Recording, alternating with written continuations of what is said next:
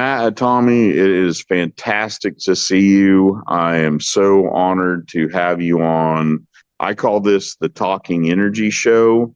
That all came about because I host the Oilfield Tailgate, and I wanted to, find some way to, I don't know, put the people out there on some kind of podcast or some kind of, platform to say, hey, let me bring you on this little Talking Energy Show, and we'll support the Oilfield Tailgate that way. So it's been extremely fortunate for me that I meet so many people, and just to hopefully highlight all the good they bring to our industry, but just the world in general. I mean, you're an exceptional leader and a great mind in our industry, somebody that a lot of people look up to, and well deserved. You put a lot of heart and soul and effort and longevity in our industry so far. You've been impressive. You've got one book out that's very successful, another book out that we're going to hopefully make successful, and then maybe a third book coming. Please introduce yourself and tell everybody about you. I'm Matthew Hatami. I'm an engineer with over 20 years of experience. I've worked at multiple companies, including Halliburton, Hess Corporation, Chesapeake, American Energy Partners. Recently, I worked with a team that put a project together, raised private equity capital, drilled wells, operated the asset, and then recently sold. I've been involved in evaluating deals, buying and selling assets. I've worked on everything from as a financial analyst in corporate strategy, working in Manhattan, to operating assets on the front lines of the business. I've spent a considerable amount of my career in the field, executing operations in the U.S. And overseas, primarily focused on shale.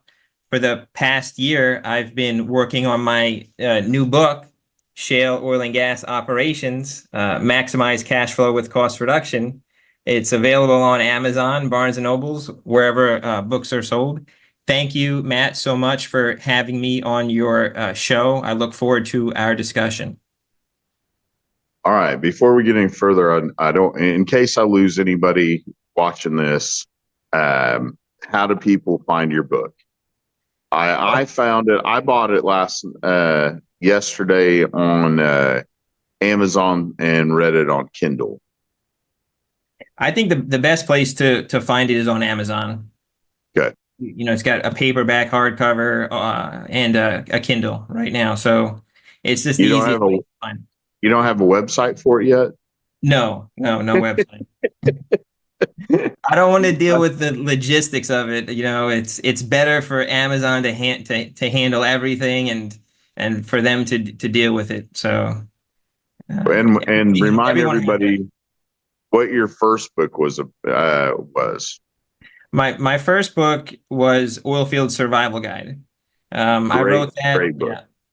It's fairly well known. It's been out for almost 10 years. It's also available on Amazon, Barnes & Nobles, and wherever books are sold. Audiobooks for me was very helpful. Yeah.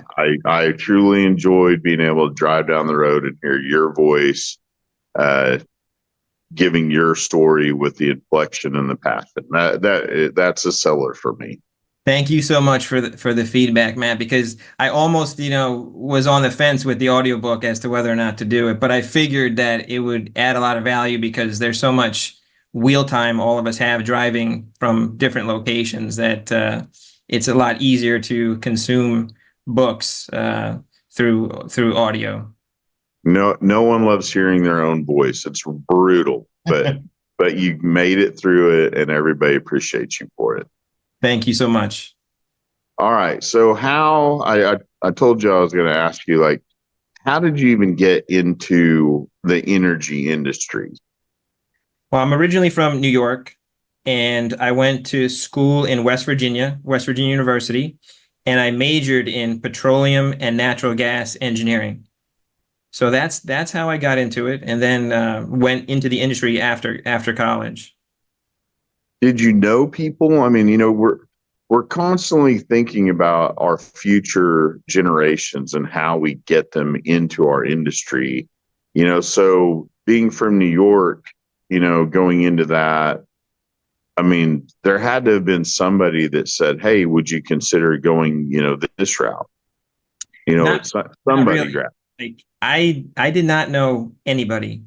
And when I was 17, 18 years old, it's, you're trying to make a decision on what you want to do. And I was leaning towards engineering. It was going to be business or engineering. I decided to go with engineering. And then at that point, I was just looking for an exciting career, something that would be fun.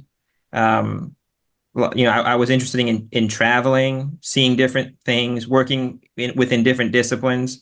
So I narrowed it down to aerospace engineering or energy, petroleum. And I decided to go with petroleum because I thought there would be more opportunities and it had a global presence. So that was exciting to an 18-year-old kid who sees oil and gas operations all over the world. But I didn't know anybody in the business. I just made a decision at a young age to pursue a career in the oil industry.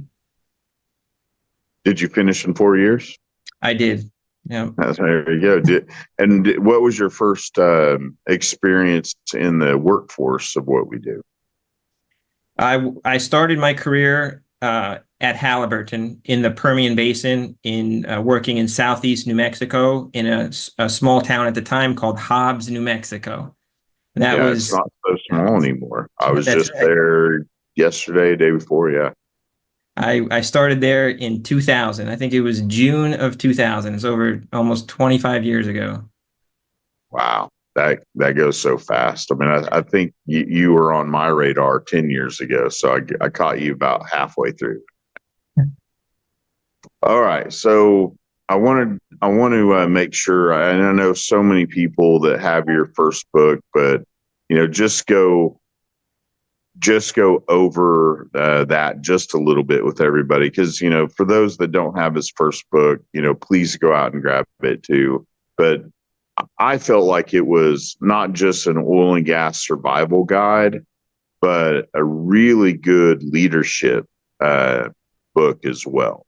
You really put a lot of thought and effort into safety culture, operations, good things, bad things, but really how to lead your team and other teams to successful projects.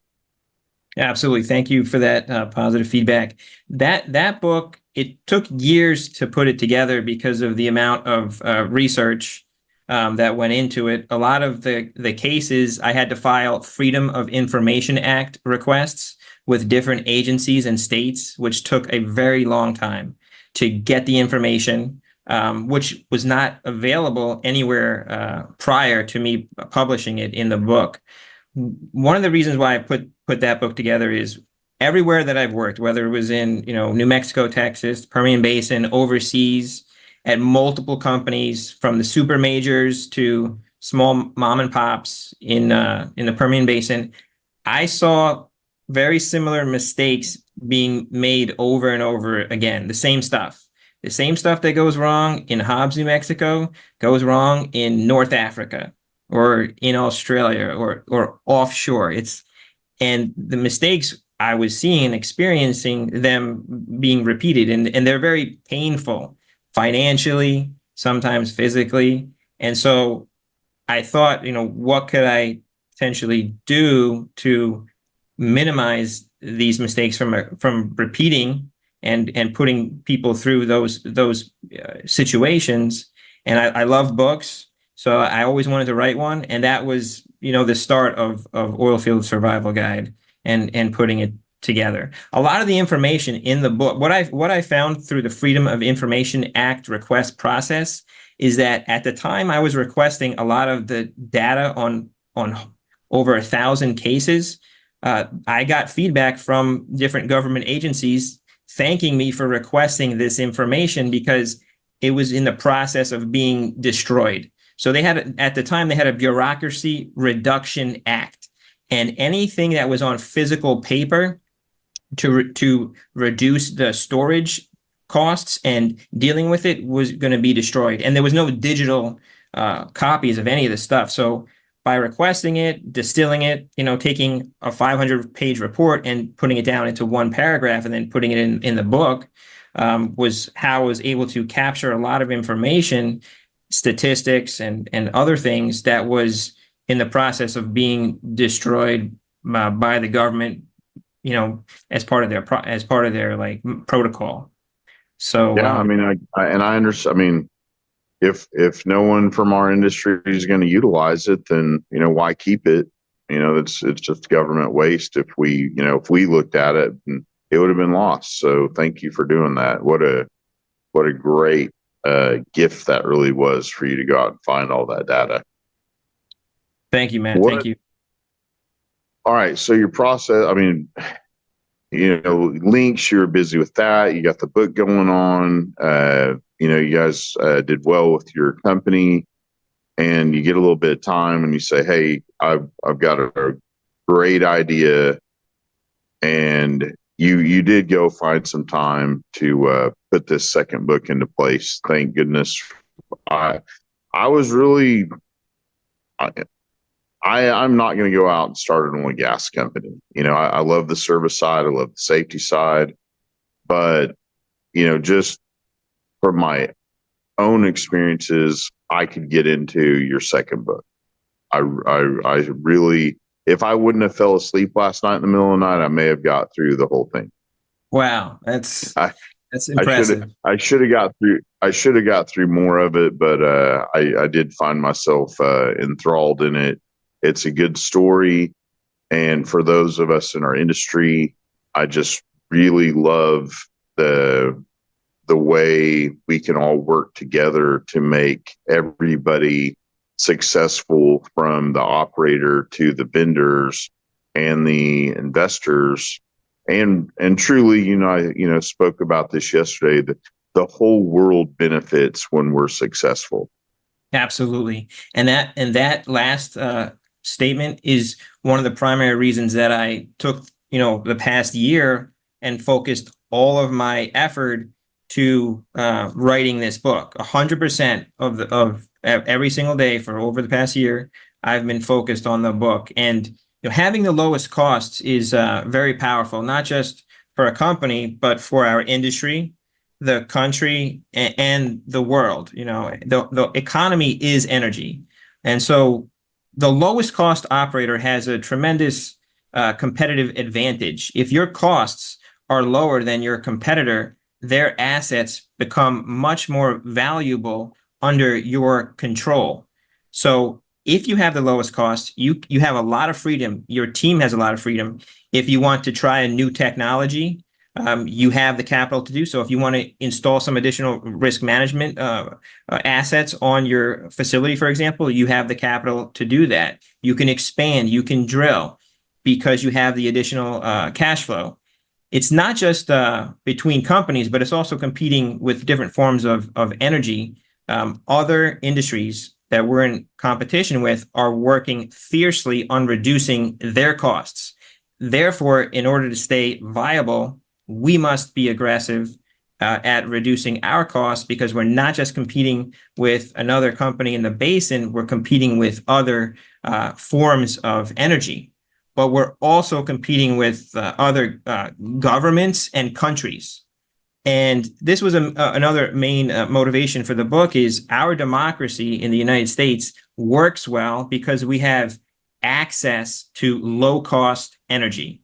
Imagine a situation where we were depending on an adversary. It would not be a good situation. The other dynamic that's happened in the past year is inflation.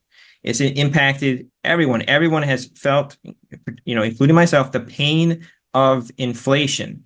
And so we hear about lower oil and gas prices can help mitigate it, but how do you actually do that? It's on the news every single day, but how do you actually do it? How do you lower oil and gas costs so the prices can come down? And that was another main motivating factor for writing the book. And then another dynamic that I did a ton of research on this, another dynamic that was motivating me to put this book out as soon as possible is, if you study global conflicts, very often at the core are access to resources. They don't like to talk about it, but very often wars start because different countries want access to resources, particularly low-cost resources. So if we work to reduce the cost of oil and gas, we also reduce the risk of global conflicts and wars. And for all those reasons, I decided to focus all my energy and trying to get this book out as fast as possible. I really enjoyed. I mean, if you, and I know when I get to the end, I'll have a lot bigger perspective and understanding, but just the fact that lower oil prices for us here in America, everybody at home, if I have cheaper, more abundant energy, that doesn't necessarily mean at all that our oil companies are not profitable. They can do very, very well. And, granularly, the way I see it through your book is they might be considerably more profitable by reducing costs. I mean, your story about, hey, if I take this $50 and I reduce the cost on this production site, and then I repeat that, and then I stack those on every site, and then I stack that over the course of 20 years, that $50 savings stacked upon stack, and grown out, that's hundreds of millions, if not billions of dollars. Yeah, absolutely. The most powerful force in finance is compounding. So you find a small cost reduction opportunity, and you scale it across all the wells, all your facilities, and you then invest the proceeds in high return assets over time, and those investments compound. And as you said, a $50 investment, and I go through it in detail in the book, and easily turn into $100 million. A $50 cost savings can easily turn into hundreds of millions of dollars. Another thing in your book, again, you drop these hints of wisdom and leadership in there on your ability to see the value in your people, because you cannot get those numbers without the right people in the right place, and how critical it is that your team understands the mission and continues it every single day at their own peak performance. And you have backup. Hey, not everybody can operate at 100% all the time, but then you bring AI into the focus as well. And okay, we're all talking about it. What does that mean? And you've really, opened up, a lot of really great information on what that means for the operator and the vendors to utilize that type of learning system to ensure that, hey, if I miss something, that system's there to go, hey, don't forget about this. You're virtual company, yep. Man, you're virtual, make me virtual and be a backup. It doesn't mean, hey, I'm not valuable anymore. It just means, hey, what if I made you and made the best version of you, and you're available to everyone at all the times, and any of your knowledge can be available, because like you said in one of your stories, something over here happened and the right person wasn't there, and there was somebody over siloed off that could have fixed that situation quickly and affordably. Yeah, absolutely. The power of artificial intelligence is huge from a risk management and cash flow and cost reduction potential. So throughout the book, I intertwine AI into how it can help us reduce cost, reduce risk. And I think it's a huge opportunity. It's not going to, in my opinion, remove jobs. It probably is going to create jobs, because all the technology that you need to make it work, you have to hire even more people. But if there's value there, then it's absolutely worth it. And I go through that in detail And as you said, throughout the book, we develop what I call a virtual company man. So it's essentially a digital super assistant of the well site leader to assist in operating, making decisions, preventing mistakes, identifying cash flow opportunities, cost reduction opportunities. I think AI, as we've seen here recently in the past week or so, it has tremendous potential for our industry to continue to be a leader in providing energy to the world, in incorporating AI. You look at the deep seek situation.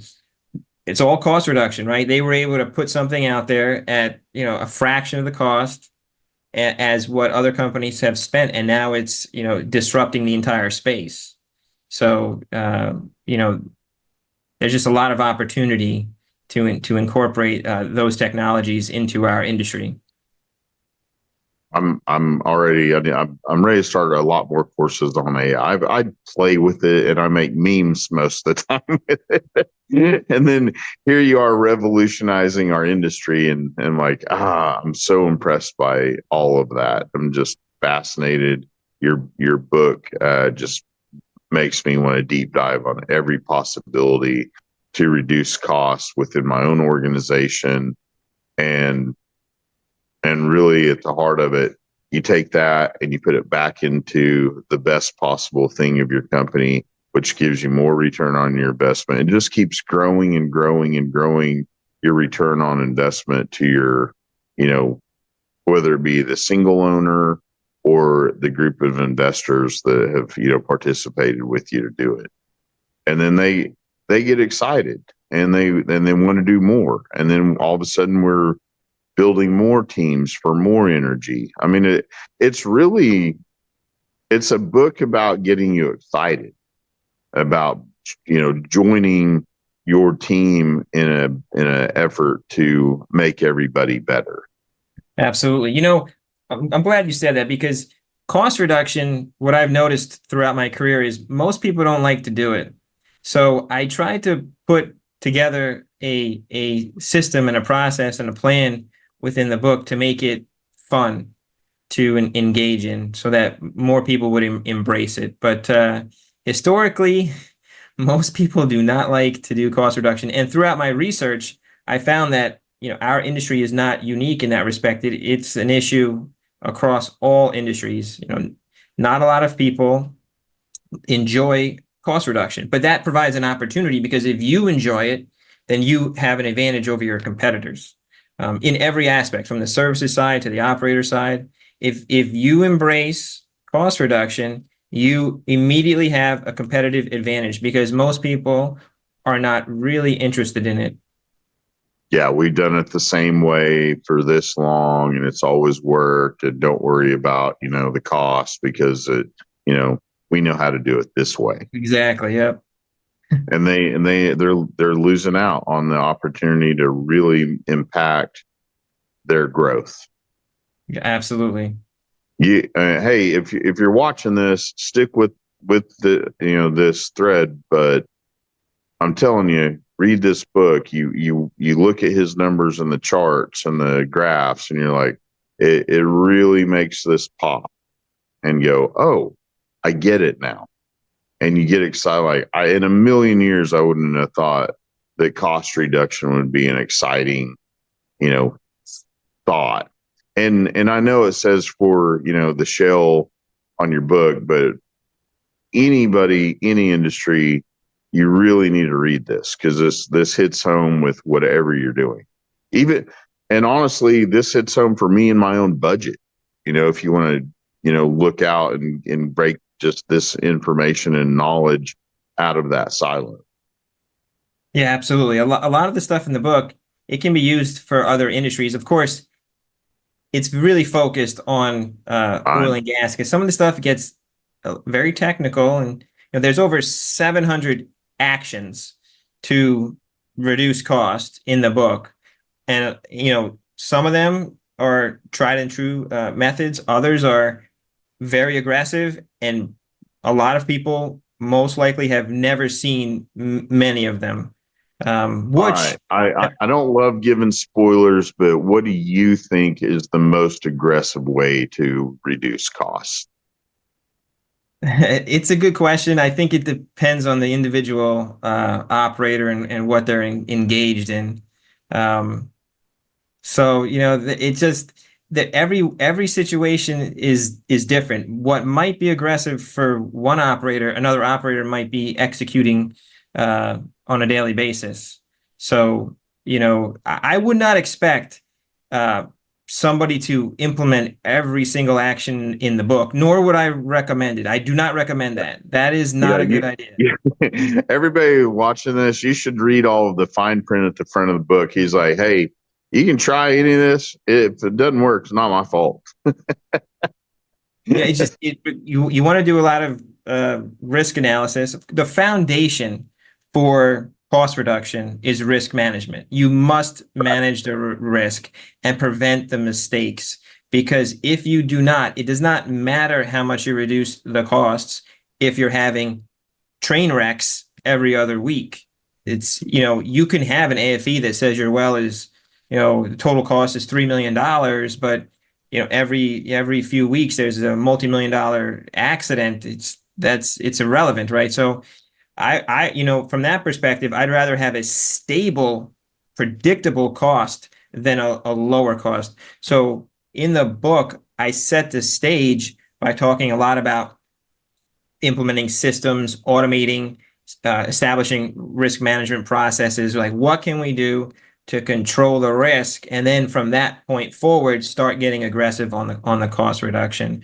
Because one of the things that can happen is if you aggressively go after costs without addressing the risk, you may have some unintended consequences. So you want to more risk. That's right. Like more risk that you don't know is there. For example, just recently, unfortunately, there was a midair collision between an American Airlines passenger jet, commercial jet, and a Black Hawk helicopter. Apparently, there were many near misses with similar situations in the recent past that were not addressed.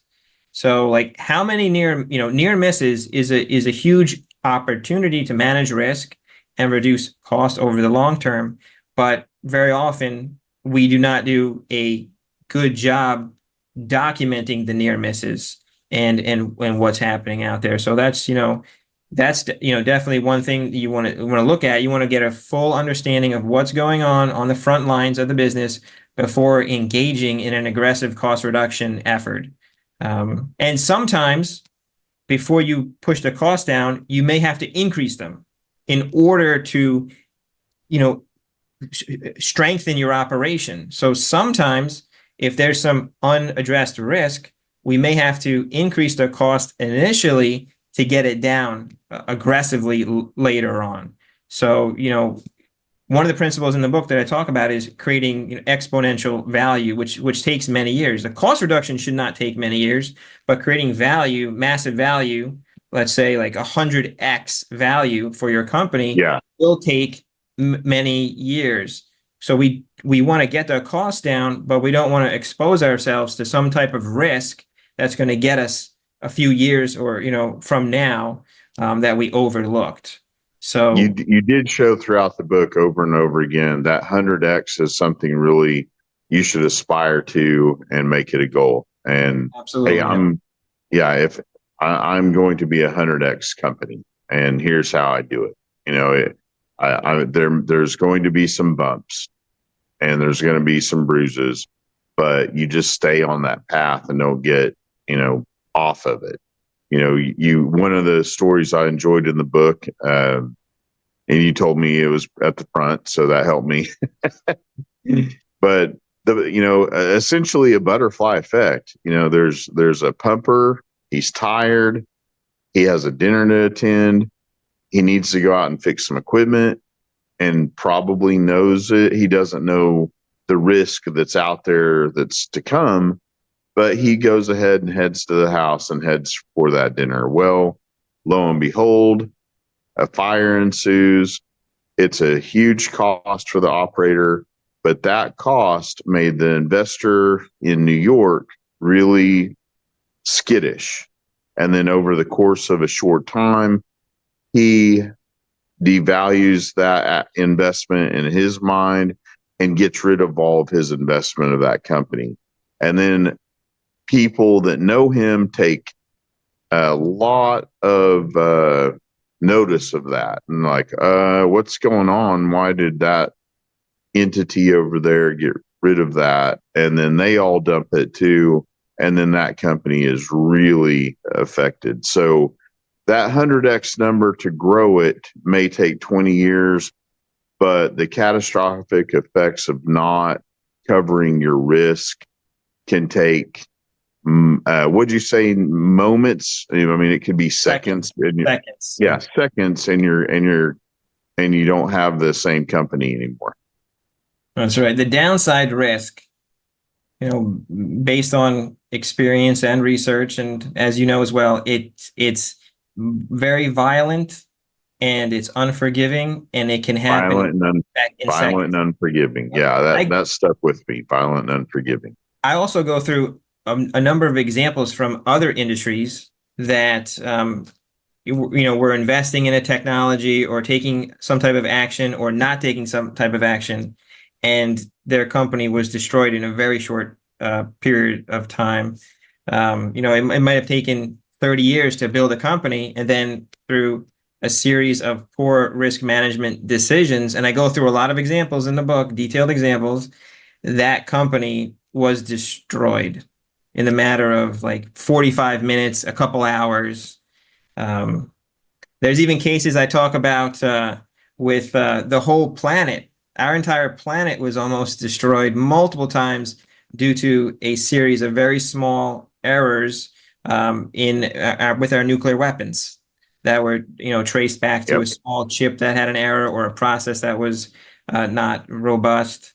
So, I've read stories about submarine commanders out in the middle of the ocean with orders to fire, on each other and send the world into a whole different level of what we're experiencing today, thriving. And it was really it came down to the person's knowledge and wisdom and insight and experience to not pull the trigger on those events. Absolutely. The most important aspect of any operation is the people. Do you have great people around you? And that for every oil company, particularly the service providers, do you have people that when you're in trouble and you call, they answer with solutions? That's one of the biggest factors in being able to have a consistent, low risk, low cost operation is who you partner with on the services side. A lot of operators don't fully understand that dynamic. And I talk about it in the book, you don't always want to choose the lowest cost service provider. That is not what I'm suggesting. I would never suggest that. I go through different ways to who is actually the lowest cost. You don't actually know. And the bid price, and I there's a lot of examples of it, we've all seen it, is not necessarily what the actual full price is.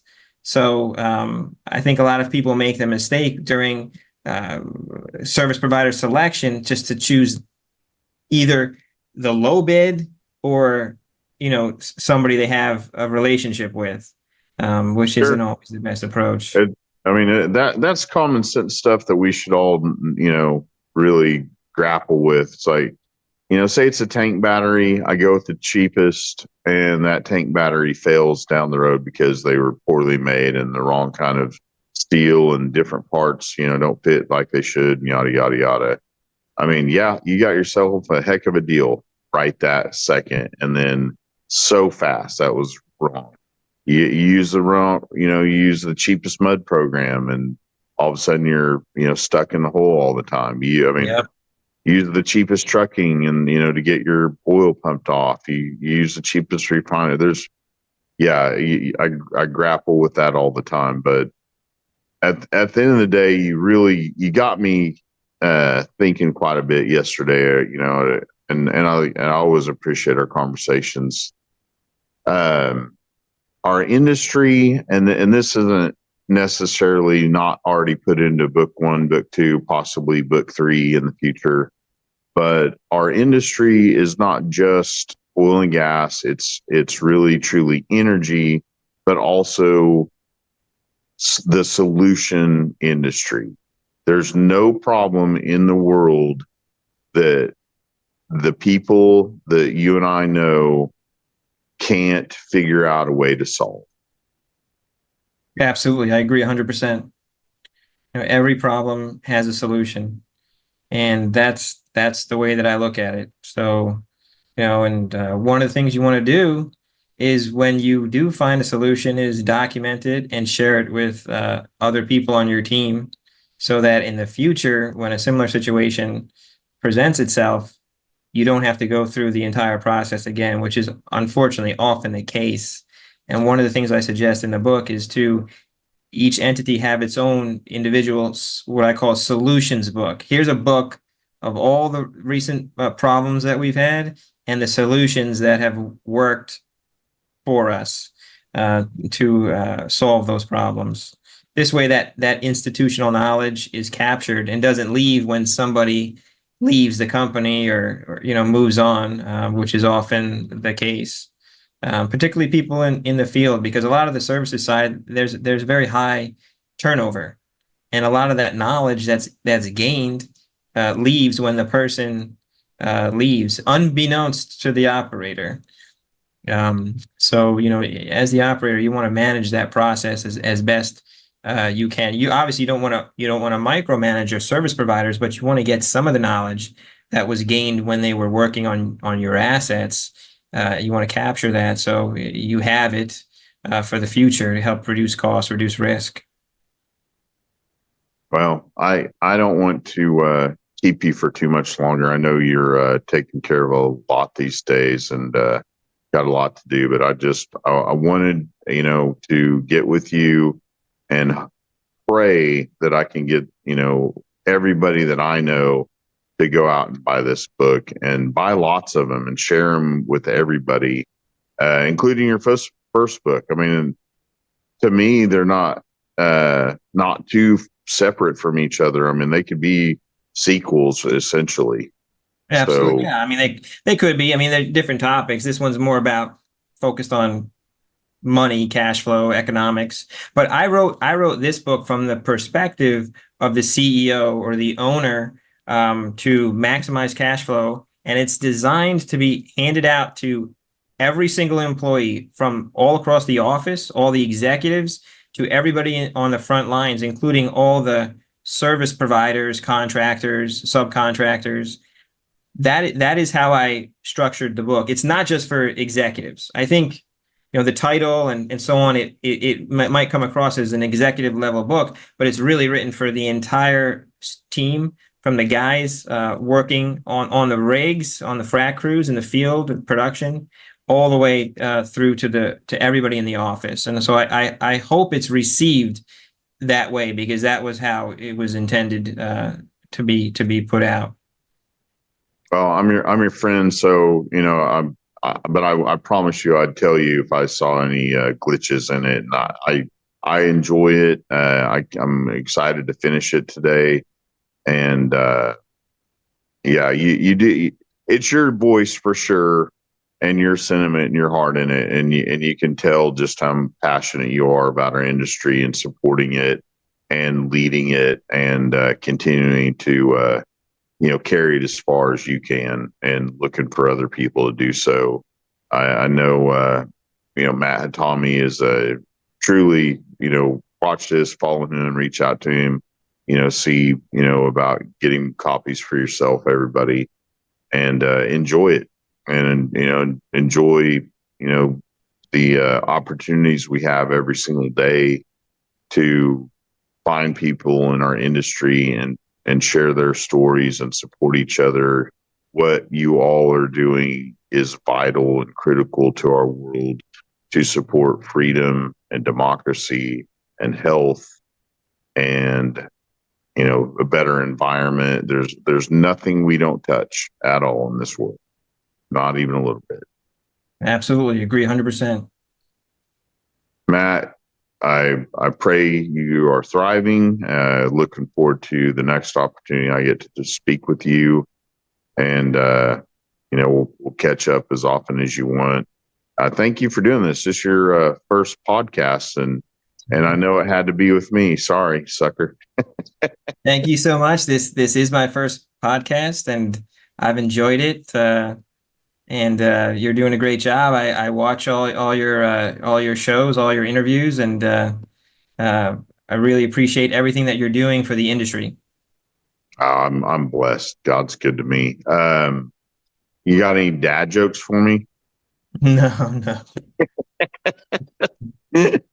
Well, next time you have to have dad jokes. Okay, you got a great sense of humor too. You've been in the industry this long. You've taken enough licks where you're stoic, even in the darkest of times. That's right. Yeah. I try to include a little bit of humor inside of the stories in the book. If it's subtle, but if you read carefully, you should be able to pick it up. Yeah, there's so much. I'm like, man, I don't want to give too much away. I want people to go out and get it, but we gave it a best shot today to get people interested. Well, you take care, man. We'll see you soon. Hey, everybody. Thanks for joining us. Support your neighbors and your friends, and get everybody you can into oil and gas and all the great things you can do. We're not going away. We're going to add jobs. We're going to be around forever. Sky's the limit, and we hope to see you soon. Follow it. You can go to the talkingenergyshow.com. You can go to oilfieldtailgate.com. And, Matt, one more thing. Show that book one more time. There we go. And the name? Shale Oil and Gas Operations, Maximize Cash Flow with Cost Reduction. Available wherever books are sold. Check it out on Amazon. It's you'll love it. I guarantee you will love this book. I agree. All right, everybody. You take care. God bless you. Bye.